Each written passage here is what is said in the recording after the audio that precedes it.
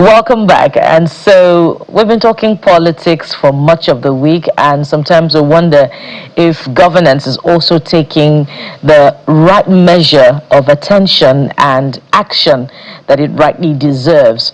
Well, one of the consequences is what we're about to dive into now, and it's about the lack of power in an area in Delta State, Isoko, to be precise, with reports indicating that some communities in Isoko have been without power for about 10 years. Yes, let me say that again. For full measure, they have been without power for 10 years, a decade. So what exactly is happening? Which distribution company is superintending over the provision of power in that area? What power stations are they connected to? Let's have joining us right here. Let's welcome right here in our Lagos studio, Mr. Ubaro. He's an author and the convener of Isoko Needs Light. Mr. Ubara, welcome. Thank you very much. Yes, so let's begin by asking just how many communities in Isoko have been without power for 10 years, and which are the ones that, perhaps have light, but do not have the right measure of supply? Well, and to be very honest, it's not even some community that doesn't have light in Isoko. As a matter of fact, it is the entire Isoko that is in darkness. So it's not as if we have some community having electricity and some not having. The whole of Isoko, from Isoko South and Isoko North, is in total darkness. But there are reports that communities like Elu, Ovrode, Arade, Ofagbe have experienced prolonged blackouts, but not necessarily total power outage for 10 years. Yes. So those have some measure of power, but inadequate power. Yes.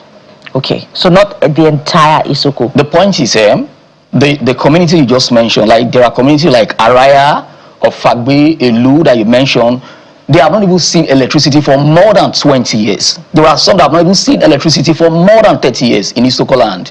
But the major capital, the headquarters of Isoko South, which is Ole, and Isoko North, which is Ozoro, those ones sometimes, that was like some years back, the light will just come for like 20 minutes, they just flash the light. I don't know what that means. They will just flash the light. We have light too, but we don't want to give to you, because that's the meaning I read to it. Okay, so what have been the efforts of community leaders in Isoko North and South to engage with the government, maybe at the state level or the relevant power distribution companies, to solve this problem? Is there a transformer in these communities that have been provided to provide power? Or maybe the transformers have not been working? Well, in terms of our leaders intervening in this situation, for me, I would say that if they are doing anything for us, I don't think they are doing anything. Because for young people like us to take it upon ourselves to begin to advocate for electricity, it shows that they are not doing anything. Because when we started this advocacy, because one of the things that really spurred me to this advocacy is the fact that I'm into student mentorship, because I float an organization called Read and Lead, where we are encouraging reading culture. So one of the events that really saddened me the most was when I went to visit one of my students who called me for mentorship. And when I got there, in this 21st century, a student is reading with candle. A student is reading with candle. And I asked him, why is this so? He said it's so because their parents cannot afford fuel. Fuel is very, very expensive. So that is what makes us, we young people, to take this responsibility at what is going on. So I don't think our leaders are doing anything about it. Because I was so surprised. When I went to BDEC, which is in charge, the question I asked them is that, how many of our leaders have visited? They didn't tell me that any of our leaders visited. So we have to find out what is the problem. They told us the problems. What is the solution? They also told us the solution. So I make bold to say here that our leaders are doing nothing about it. But rather, what they are doing is that they are mounting solars in their homes. They are mounting solars in their offices. They have big generators to run. Okay. And then, how our mothers, our fathers, who are into farming and the ones that are into petty businesses, how can they afford solar? So the message right now is that we will not give you electricity, go and buy solar. That is what our leaders are practically saying. What did BEDC identify as a problem? Fine. From the research we gathered, I and my team BD told us that, as a matter of fact, right now, the entire Isoko is not in their priority list. So what are supposed to come to Isoko, they are giving it to big companies that can pay them. But then I can't even blame them because they're in for business. And it's also showed the irresponsibility of our leaders. Because if they were responsible, they would have found out why they are sharing our electricity to other places. Right? Now, they also told us the solution. They said the only way Isoko can have electricity is a project that is cited in Ozoro, in Isoko North local government, which is 132 kV stroke 33 kV. That once that project is completed, the problem of Isoko is solved 90%. And it will shock you. This same project in Isoko is done in other places. In other places, they have completed theirs. But in Isoko, our own is just left abandoned. So they told us that once this project is completed, this problem of electricity in Isoko will be solved. So let's talk about, I want to do proper mapping. So we're seeing that video. What is that? Is that a substation? Yes, what is substation. That? And it's not functional. It was actually, it's a contract that was awarded 2011. Over 14 years now, right? So, and billions of naira have been spent and the projects are abandoned there. Right? Okay. Yes, that is the situation.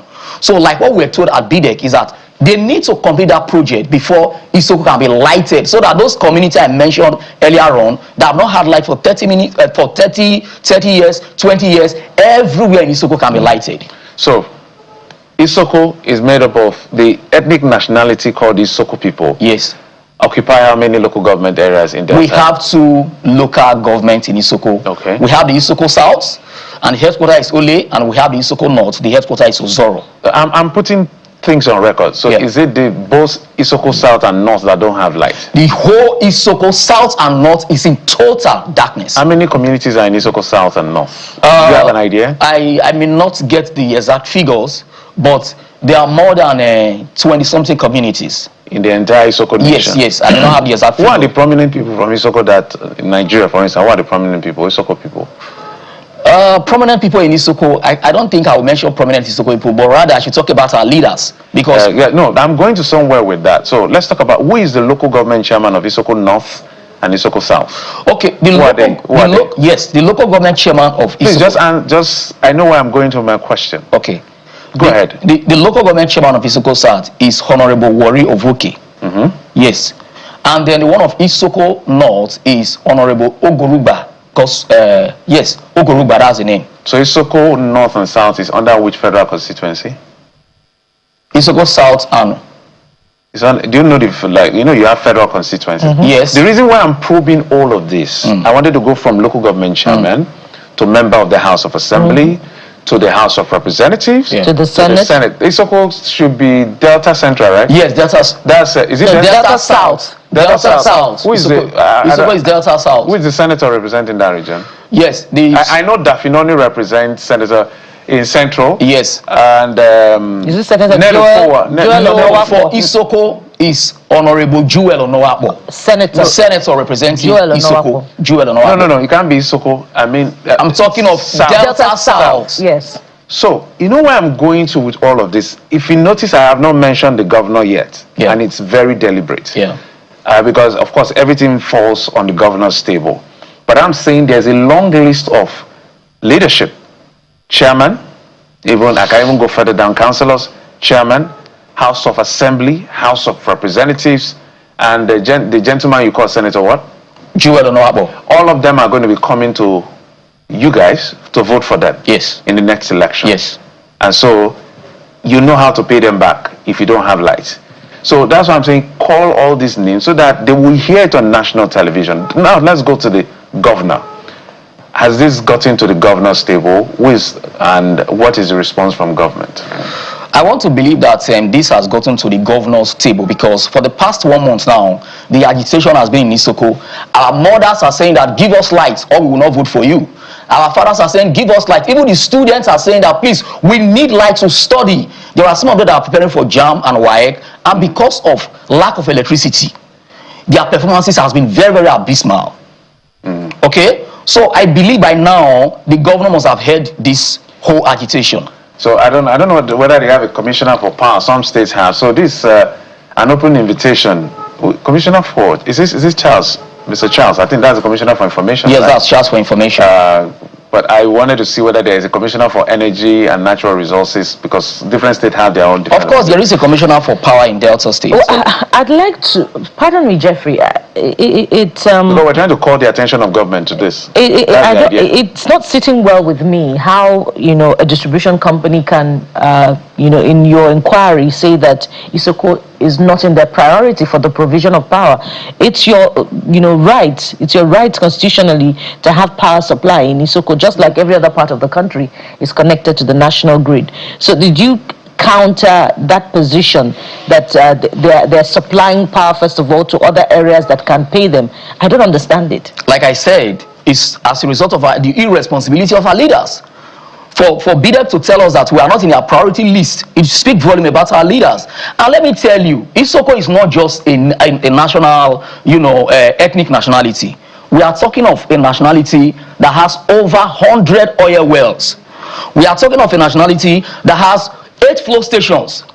We are talking of a nationality that has critical... oil producing... Yes, oil... It's not a local government, it's an entire ethnic nation. I'm just saying by I know the Isoko North and South. Yes. Isoko people are an ethnic nationality. I know. Yes. I understand that. I'm saying within Isoko North and South, there are oil installations. Yes. And you don't have lights. And we don't have lights. Interesting. Over 100 oil wells, 8 flow stations. I can tell you, the oil that comes from Isoko daily, we are producing 395,000 barrels daily. This is what we're giving to Nigeria. And for such a place to be in darkness, it's very, very frustrating. So we are talking of a nationality that has critical infrastructure like OML 30, OML 26. These are oil block. Yes, so that contributes a lot to the national treasury. And yet we're in total darkness. So besides the impact on students in Isoko who are poorly performing because of the absence of power supply, help us understand what other impact this is having on small businesses in Isoko, on women, businesses, on markets in Isoko, on the usual daily life in Isoko Nation, North and South. It's very, very pathetic because at the point I went around stores. As I speak to you right now, businesses in Isoko have crumbled. Because one, there is no electricity, and because of the high cost of fuel, they can't even fuel their generator. So, business and electricity, they run together. So businesses in Isoko are crumbling, right? And there are a lot of people that are living in Isoko in drove, going to other places where we have electricity. And let me say this. Isoko is the only ethnic nationality that is in darkness in the whole of all the major ethnicity in Delta State. We have the Ijaws, we have the Shokiri, we have the Urubos. All of them, they have lights. But Isoko doesn't have lights. And look at the information I've given in terms of oil production. Right. That's why it's very, very sad. All right, we're going to call your leaders out. I was asking for any prominent person, any very popular leader from Isoko Nation, but maybe I'll Google that and get back. So let's go through that list again, because we're telling them now they are not living up to their responsibility based on. So the chairman of Isoko North is what? What's his name, sir? Honorable Ogurugba. His South is what? Honorable Henry Ovoke. Do you know the federal constituency? House of Reps members. House of Rep, Honorable Ajirogene Ukodiko, representing us at the federal level. Senator? Senator Honorable Jewel Onoakbo. And of course, we know the governor. So, and of course, we have House of Assembly members. Yes, I forgot that line. We have Honorable Bino Owede for Constituency 1. And then we have Honorable Ferguson Owon for Constituency 2. And of course, in the Isoko North Axis, we have Honorable Bernard Odio. These are members representing us. It's not as if we don't have leaders. Have you been opportune to make a presentation on this concern at the State Assembly level? We have not. But you know what, I think you should lead a protest there. We will get there. We will get there. That's the right we will get there. Because if we are not attended to, the plan is to shut down the whole of Isoko. I think it's you don't need to say much, because it's clear injustice not to have light if you have all this installation. So this is a clear message to the Delta State government. We have to put it on their feet. So Governor Sheriff Oborowore, I don't know who is your commissioner in charge of power. I will get to find it out. You will need to come and answer some questions, either the governor's spokesperson or the governor himself or the leadership. Isoko people are complaining 10 years without light. I don't think it's fair to them. With installations of oil facilities that takes care of our nation, our cash cow. So that's the much we can say. So we're expecting a response from the Delta State government as far as this issue of light in Isoko Nation is concerned. Bukola? Yes, indeed, and this is an invitation also to those relevant, government officials in Isoko to perhaps come and provide a perspective if indeed, they have done something about it, and all of this has just been the position of the Isoko needs light movement. So if there's a counter position, we'll be only too willing to, cover that position as well on national television. However, what perhaps is indisputable right now is the fact that those in Isoko, residents in Isoko North and South, have been without light, most of them for 10 years. And according to Mr. Obaro, some even more than 10 years. So Mr. Obaro, thank you so much for coming through. But I just want to say something. There is a solution. Yeah. It's not You have only 30 seconds. Yes, there is a solution to this problem. The solution is the completion of the 132/33 kV that is sited in Ozoro. Once that project is completed, this whole electricity problem will be solved. So I'm using this opportunity to appeal to the governor of Delta State, Honorable Sheriff Oborowore, that the only thing he can do for Isoko right now is to push for the completion, is to complete that project for us so that Isoko can have light. Once that is done, we are ready to support him politically. Thank you. Thank you so much for coming through on the program. I hope we've done our bit to bring awareness to your cause. Mr. Obaro, convener, Isoko Need Light, as well as an author. Thank you. And we hope that the next time we'll have this conversation, or we have opportunity to refer to it, we'll be talking about Isoko now being lighted up.